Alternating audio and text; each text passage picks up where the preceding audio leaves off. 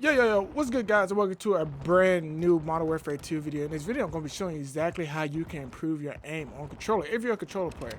Now, of course, a lot of people do know, or a lot of my friends do, they understand that I switched over to mouse and keyboard a couple of years ago during midway of Warzone, the last Warzone.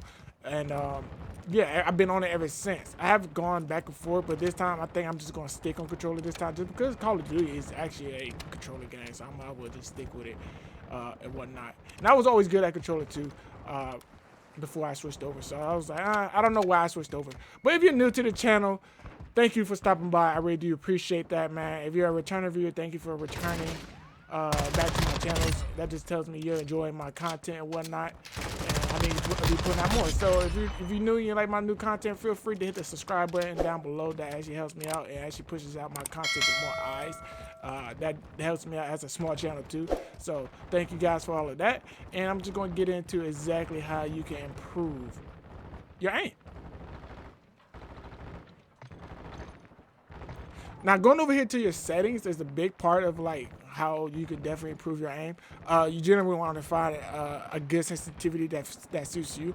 I've always been generally a high sense user, so I've always had my sensitivity in the range of like 9 to like, I think the highest I've ever played on, of course, is 20.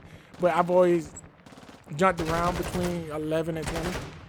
God, I mainly stuck with like 11 or probably 13. It feels the smoothest to me. Also, you just want to, generally, I don't mess with my ADS sensitivity multiplier at all, or any of these other sensitivities. I generally keep everything 1-to-1 to my actual sensitivity for the most part. So like if I go down to my advanced settings and just go to my dead zones is generally for me. I've always, well, from right now my controller that it has a little bit of stick drift, so I don't go down less than 0.09 because I can't, because I have stick drift. So you need to figure out what is your best dead zone also. And for aim response curve type, you want to put this on dynamic also. And I've been playing around with the aim assist type too. Right now I'm liking Black Ops. It's between Black Ops or default right now for a lot of folks, and I've seen a lot of people say they don't really like Black Ops, or I've also seen people say they love Black Ops aim assist type. But for the most part, I think a lot of people just have it on default. For me, I kind of like the way this feels, so I'm probably going to stick with that for the most part. These gyro settings, they just added with the release of season 1, so I don't know what these are, so I wouldn't recommend touching these at all because I just don't know what it does.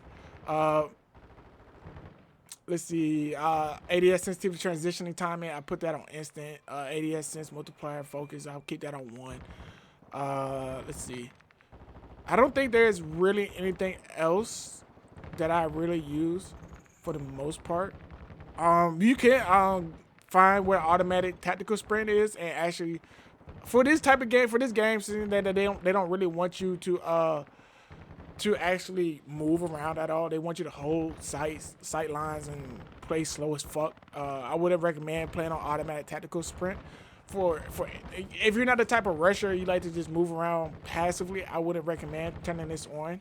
Or if you just don't move around that much. Me, I like to rush so I could die 1,000 times and fucking keep rushing, because that's the type of player I am anyways, and still pop off and get a pretty decent score.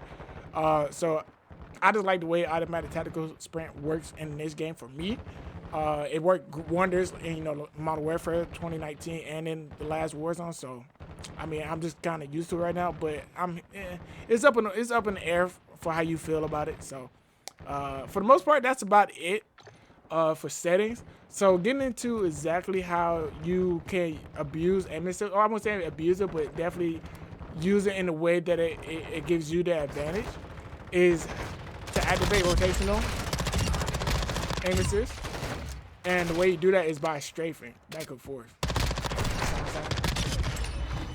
You can either straight back and forth from left and right, or you can go around in like a circle with your left stick. Now, you don't use this with your right stick. It doesn't activate with your right stick. Because if I just use my right stick, let's see. Oh, he's standing still. So this guy, you can see it a little bit, but if I take my finger off the right stick to see what happens, it doesn't follow the guy. So if I find another, let me find another bot real quick. Okay, this guy, you see? So I'm gonna trace with my right stick. This is my right stick. If he moves again, let's see if he moves again. You wanna move? I need you to move. You see? It didn't even move. So if I'm, see? You can see it a little bit when I move it, just so you can see it a tad bit. But if I do like this with my left stick, you see how much stronger it is? It's generally a little bit stronger. You see that? Like my aim is like, just me looking at this, I could tell my shit is stuck, kind of stuck to him. So if I just, it's you can see it, but you can't really see it. And me, like, I don't know if you guys can really like tell the difference. I can tell the difference easily.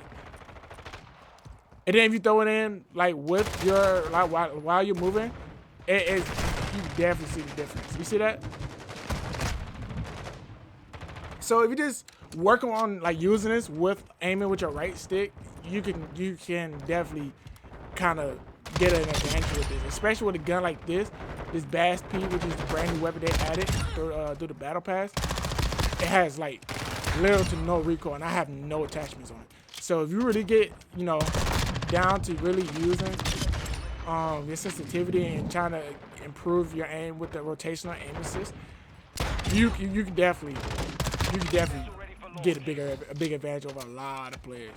I'm telling you, this is like, I always knew like aim assist was, you know, needed for controllers. I've always been a controller player when I was growing up. So my thing about it's kind of better. I won't say better. It has an advantage over mouse and keyboard, of course. But I mean, that whole topic is pretty for me right now. I mean, I just understand both sides for the most part. I've played on both sides for a good amount of time, so I can definitely understand.